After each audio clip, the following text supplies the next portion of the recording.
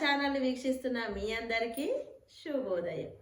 ఈరోజు మనం 6వ తరగతిలోని చీమల బారు అనే పాఠం గురించి నేర్చుకుందాం.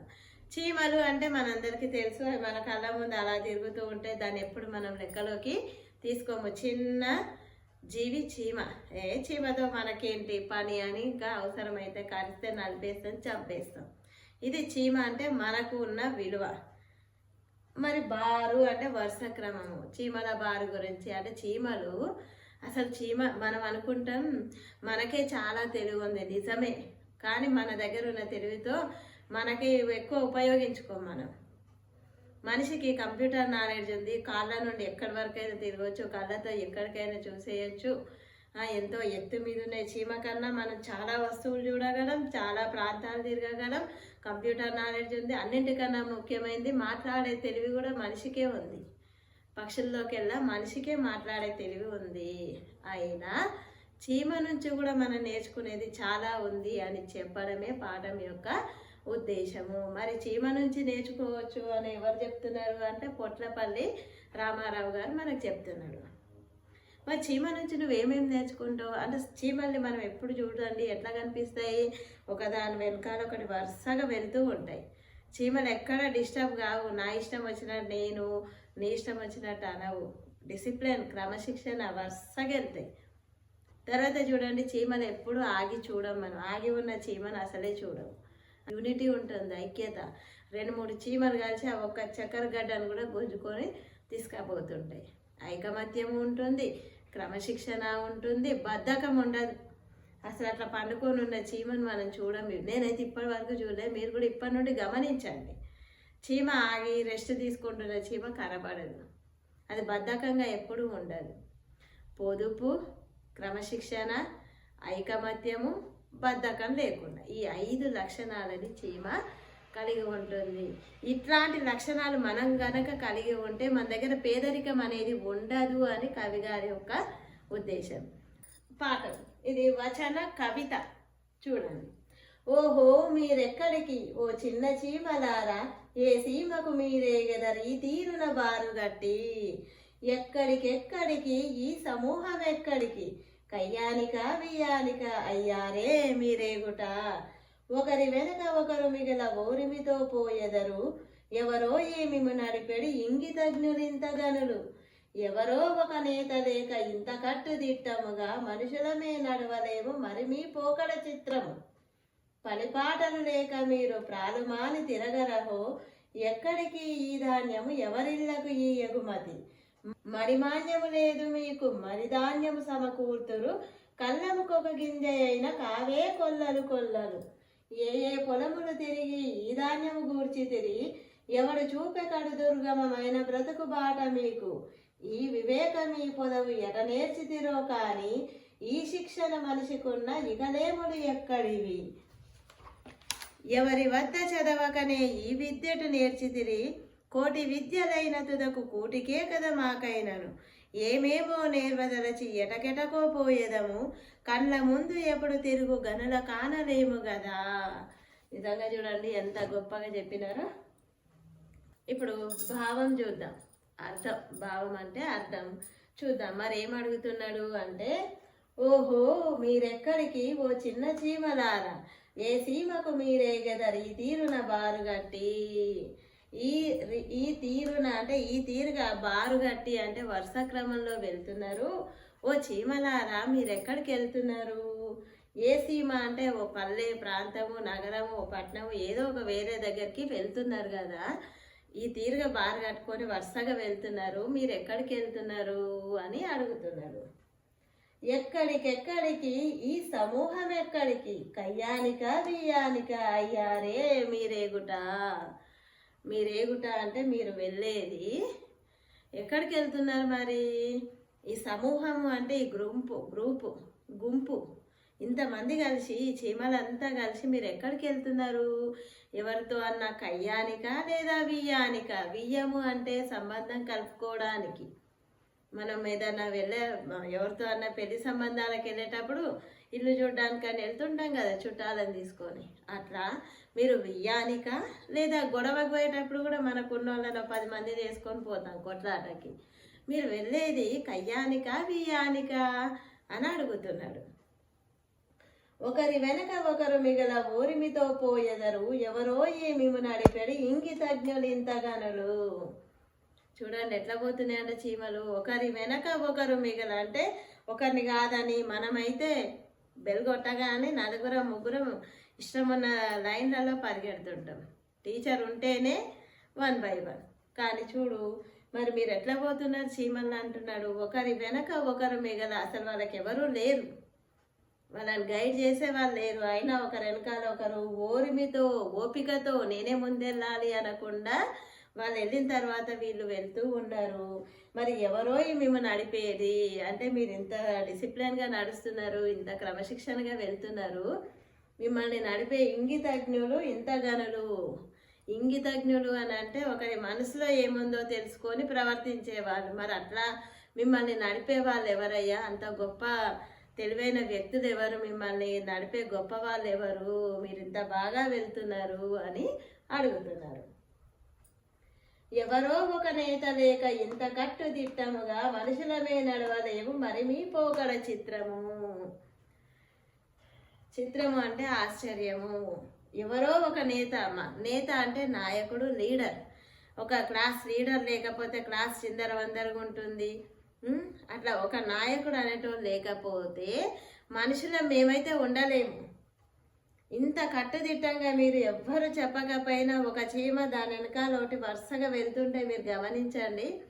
ముందు చీమ ఎటు మళ్తే మిగతా చీమలన్నీ అటే మళ్ళీపోతుంటాయి. ఇక స్ట్రైట్గా పోదామని పోతూనే ఉంటాయి. మరి ఇంత కట్టుదిట్టము అంటే స్ట్రిక్ట్ రూల్స్ పాటించుకుంటూ వెళ్తారు మీరు.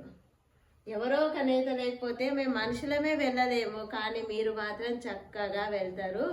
మీరెంత మీ పోకడ మాకు ఆశ్చర్యాన్ని కలిగిస్తుంది. వీళ్ళకి ఎవరు అయి ఉండొచ్చు టీచరు ఇంత బాగా వెళ్తున్నాయి, వీళ్ళ పెద్ద తల్లిదండ్రులా వీళ్ళకు గురువులా ఇంత బాగా ఎవరు నేర్పించారు అనే విధంగా మీరు వెళ్తూ ఉంటారు.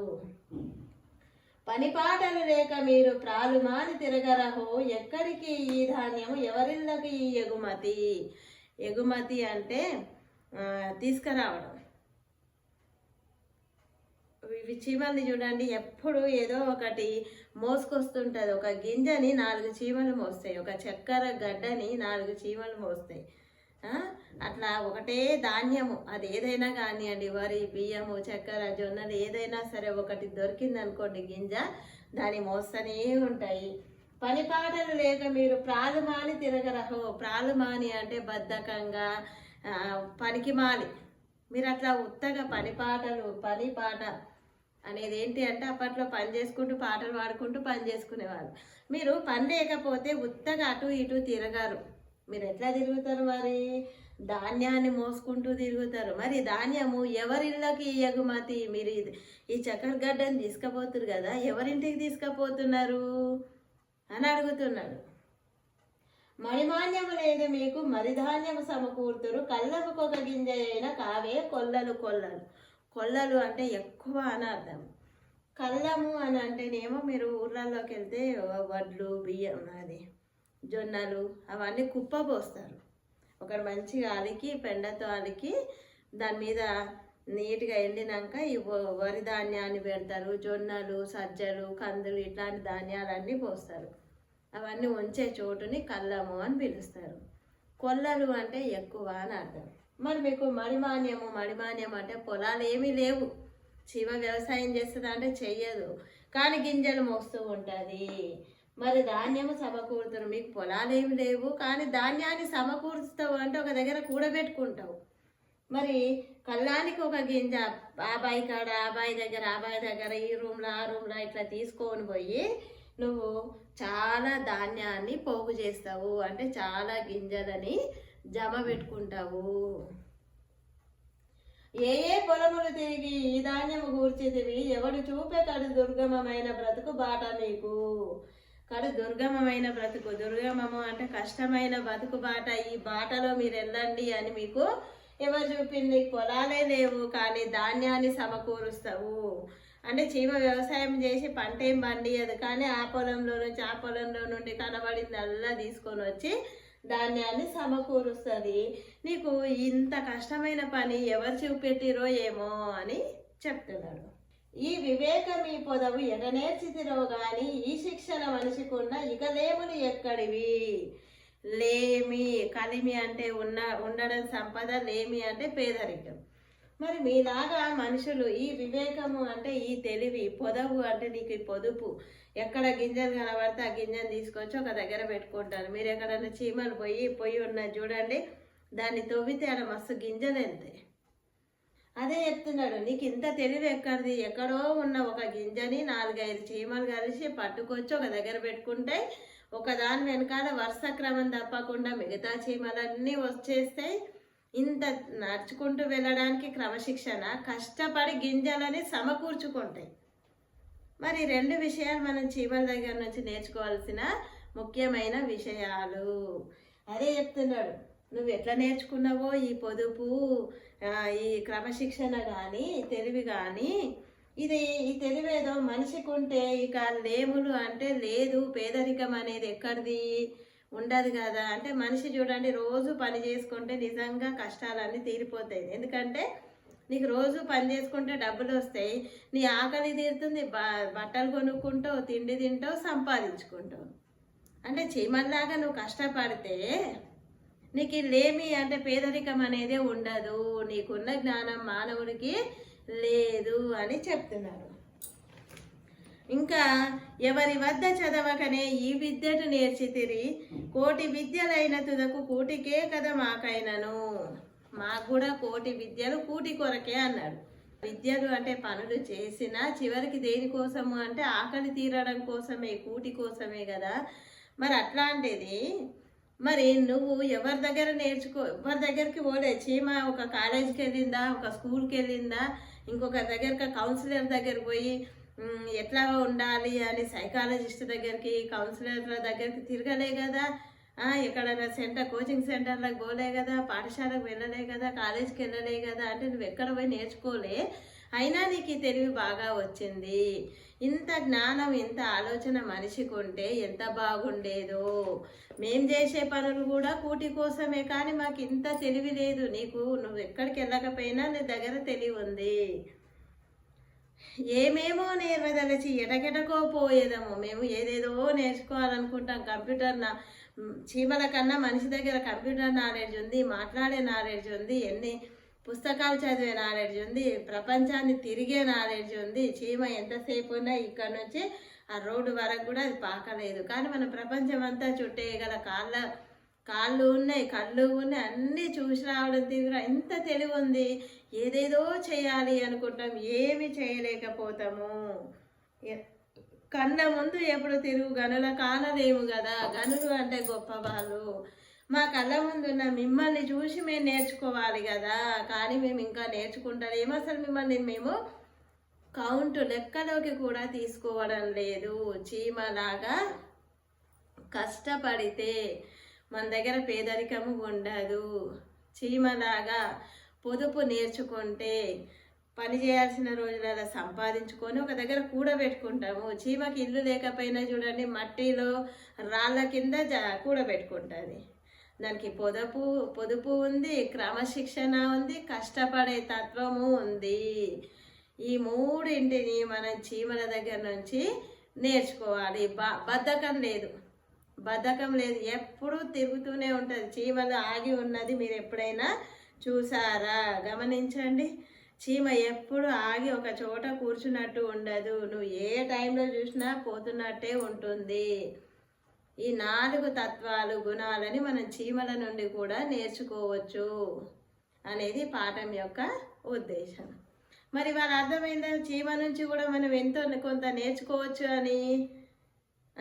అంటే మన చుట్టూ ఉన్న జీవులలో నుండి ఈ జీవి, మానవుడు వింత జీవి, ఆ మూగ జీవాల నుండి ఈ వింత జీవి ఏదైనా నేర్చుకోవచ్చు అనే విషయం ఇవాళ అర్థమైంది అనుకుంటున్నా.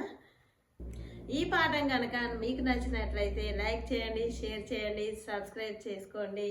మరిన్ని పాఠాలతో మళ్ళీ కలుద్దాం.